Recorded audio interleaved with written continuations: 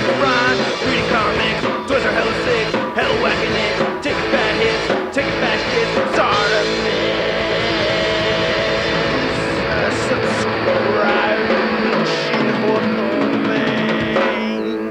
Face on the ground, so what, he's gotta sniff the pavement? Hey, what's up you guys? ShartimusPrime here, doing another Marvel Legends action figure review on the Guardians of the Galaxy Volume 2 movies. Mantis Build-A-Figure Waves Gamora. If you're trying to pick up this wave, you can do so at Big!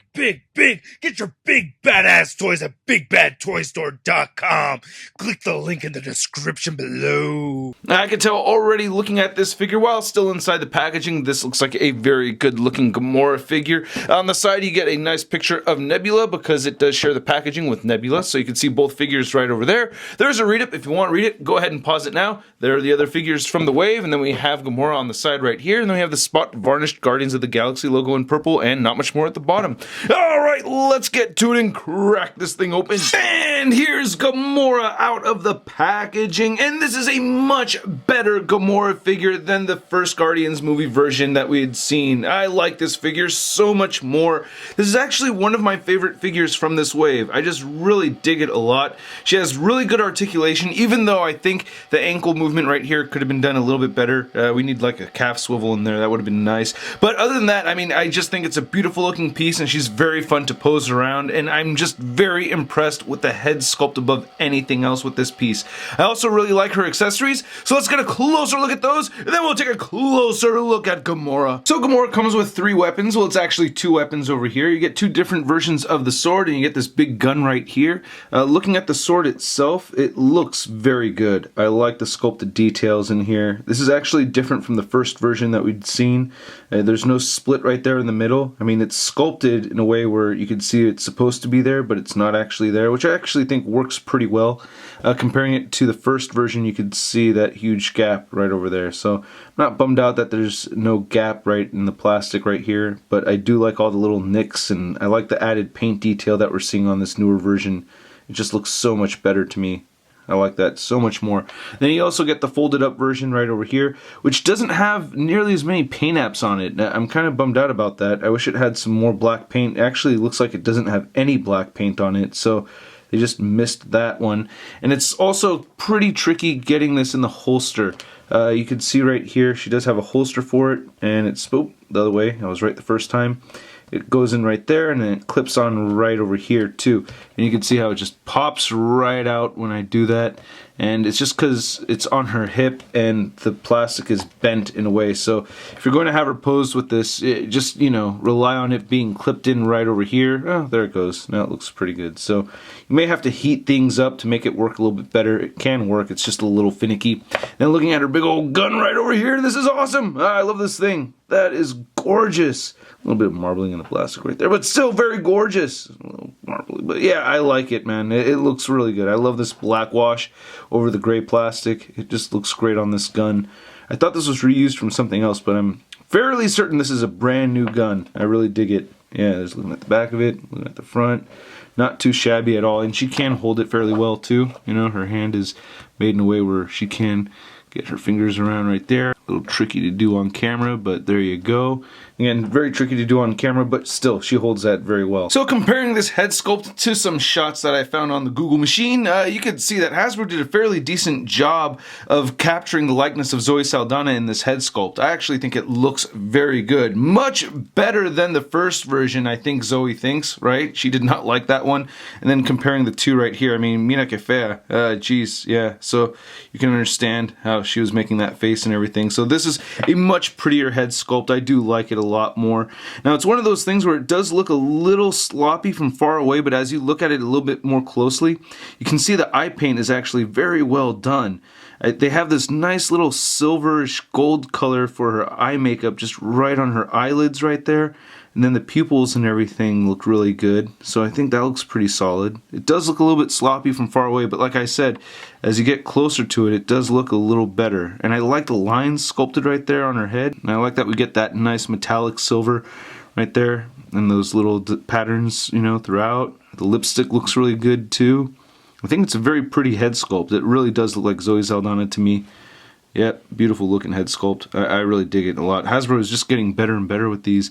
I like how the hair came out too. It doesn't have that same metallic sheen that we'd seen on this older version, which I think is a little bit more suiting. So that's pretty good, and it fades right over there up to the top. Not looking too bad. You get a little plastic knot right there from the mold, but not too shabby at all. I just really do like looking at this head sculpt. She does look very pretty. Alright, anyway, looking at the rest of it, we got some very minimal cleavage, Zoe Saldana. And then looking at the jacket right here, we get some nice wrinkles and everything.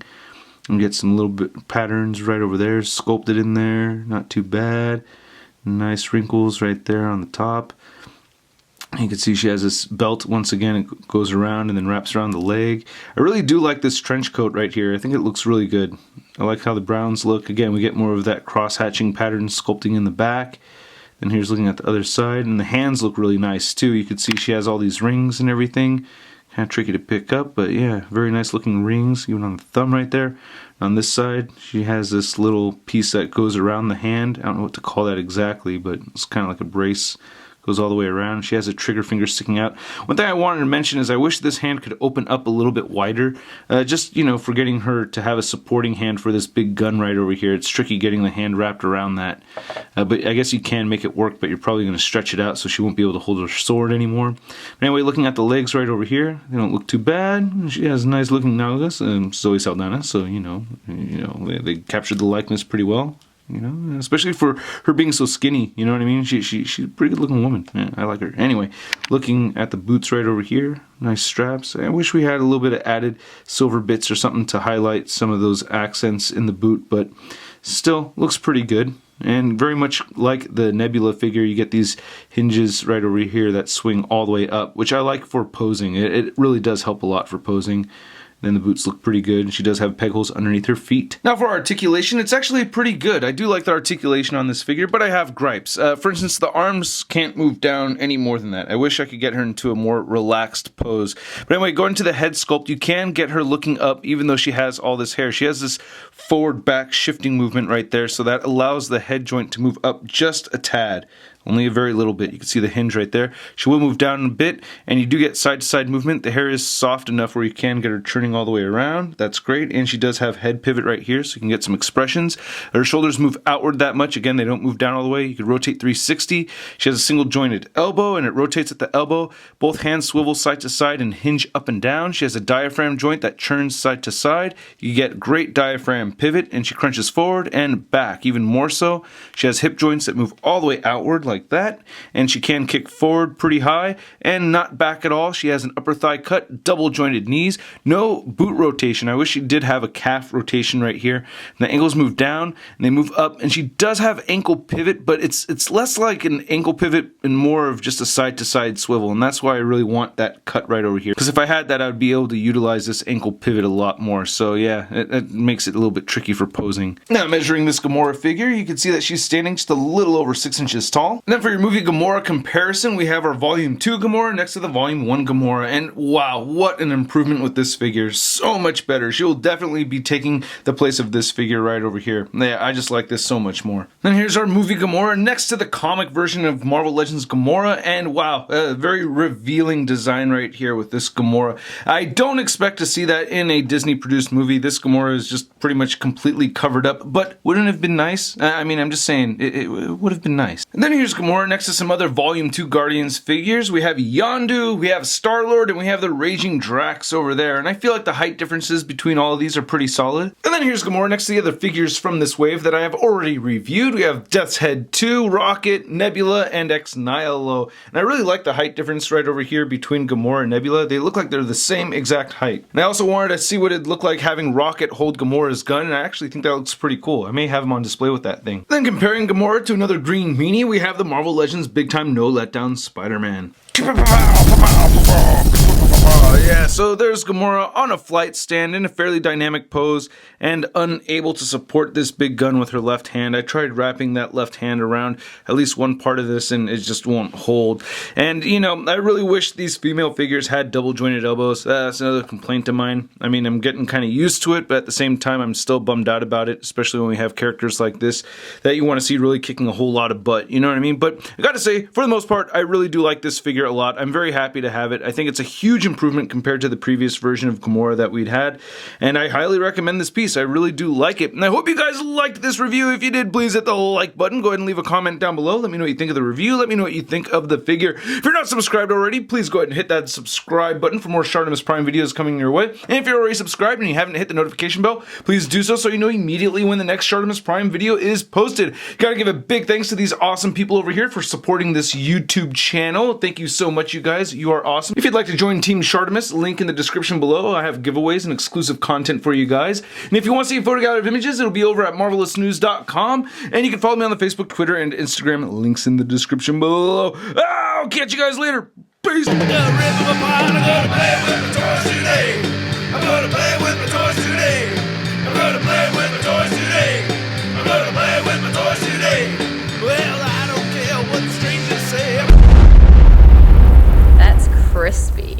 We're shot in your face. I said we're shot in your face. I said we're shot in your face. I said we're shot in your face. I said we're shot